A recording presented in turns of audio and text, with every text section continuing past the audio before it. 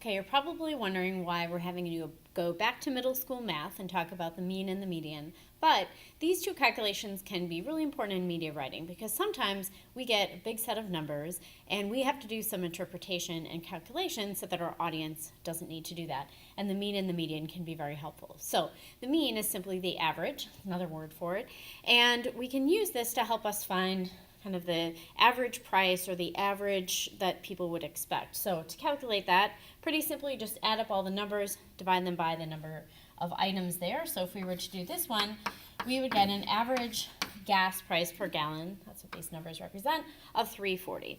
But what if one of these numbers was pretty extreme? If this is $3.86 instead of $3.46, that's going to really throw off our average. In that case, we'd want to use the median. The median is that halfway point. To find it, you just sort your numbers from smallest to largest and find the value in the middle. So here, our median price is $3.39. So that may be a better representation of those numbers if one is at the extreme. And so that's really why we talk about these, so you know how to use them.